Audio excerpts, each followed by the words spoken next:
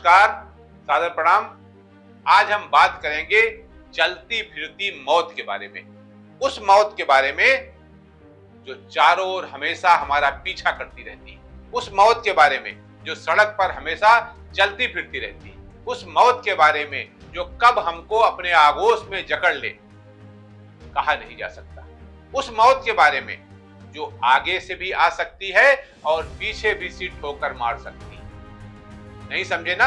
हम बात कर रहे हैं कृषि कार्य के लिए उपयोग हेतु रजिस्टर्ड किए गए उन ट्रैक्टर्स के बारे में जो सामान ढोने में छोटे ट्रकों को भी मात किए हुए हैं। कितनी अजीब बात है कि कृषि कार्य हेतु का बोर्ड चिपकाकर और टैक्स बचाकर ये मालवाहक बनकर सड़क पर दौड़ रहे हैं। एक वक्त था जब ये ट्रैक्टर रात में राजधानी की सड़कों पर चलते थे, लेकिन आज हालत ये है कि 24 घंटे और 7 दिन ये कभी भी मुख्य मार्ग को, राजमार्ग को, राजधानी के प्रमुख मार्ग को तथा छोटी छोटी गलियों तक ईटा, सीमेंट और मौरंग तथा लोहे की सरिया लाद कर घूमते देखे जा सकते हैं।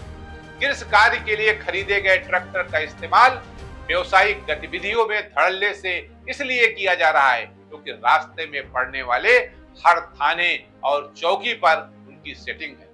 शहर के मुख्य मार्गों पर भी ट्रैक्टर ट्राली बिना रोक टोक के चलते हैं। अधिकांश का इस्तेमाल माल ढोने में, कूड़ा ढोने में किया जाता है। जानकारी के अनुसार ट्रैक्टर खरीदने में कम खर्च आता है, रखरखाव भी ना के बराबर होता है, इसलिए ढुलाई के लिए ये फायदेमंद साबित होता है। यहाँ ये जानना आवश्यक है कि दुर्घटना करने वाले अधिकांश ट्रैक्टर के साथ ट्राली जोड़कर सामान ढोया जा रहा है। इन ट्रैक्टर पर न तो कायदे से नंबर प्लेट होती है और न ही रिफ्लेक्टर लगे होते हैं। ये कब अचानक से किधर मोड़ देंगे कुछ भी पता नहीं, क्योंकि न तो उनके ड्राइवर प्रशिक्षित होते हैं और न ही इन ट्रैक्टर ट्रालियों पर लाइट और इंडिकेटर।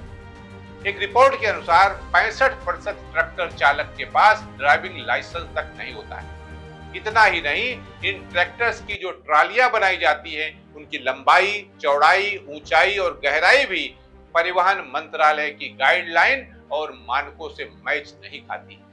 अब आइए ये जानते हैं कि ट्रैक्टर चालकों के लिए क्या नियम है।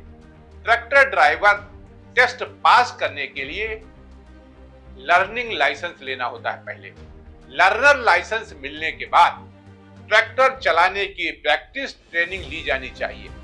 प्रैक्टिकल ट्रेनिंग पूरी होने के बाद आरटीओ कार्यालय में ड्राइविंग टेस्ट पास करना होता है।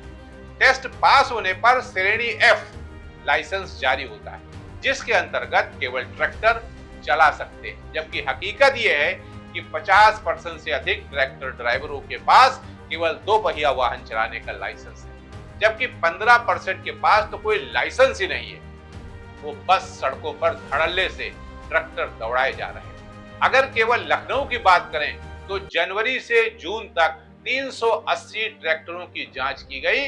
उनमें 270 ट्रैक्टर ड्राइवर के पास ड्राइविंग लाइसेंस तक नहीं था। फिर भी उनके विरुद्ध कार्रवाई ना के बराबर होती, जबकि उनके प्रशिक्षित न होने के चलते ये कब किसको और कहां टक्कर मार देंगे कहा नहीं जा सकता। एक मोटे अनुमान के अनुसार अकेले उत्तर प्रदेश में हर तीसरे दिन ट्रैक्टर चालक की एक गलती के कारण किसी की मौत होती है। यहाँ मैं लखनऊ की कुछ घटनाओं का जिक्र करना आवश्यक समझता हूँ, जो 11 अप्रैल से 30 सितंबर के बीच हुई थी और इनमें 29 लोगों की मृत्यु हो गई। ये है आंकड़ा। पूरे उत्तर प्रदेश में एक मोटे अनुमान के अनुसार करीब 2,70,000 ट्रैक्टर हैं और इनके जरिए माल ढुलाई का काम बम्पर तरीके से हो रहा है। कोई रोक टोक नहीं है। हर ट्रैक्टर ट्राली पर कृषि कार्य हेतु लिखा हुआ है और सीमेंट ढोई जा रही, मौरम ढोई जा रही, बालू ढोई जा रही, सरिया ढोई जा रही, कूड़ा ढोया जा रहा है। ये सारे काम हो रहे हैं, सिर्फ गांवों में नहीं हो रहे हैं, शहर में हो रहे हैं।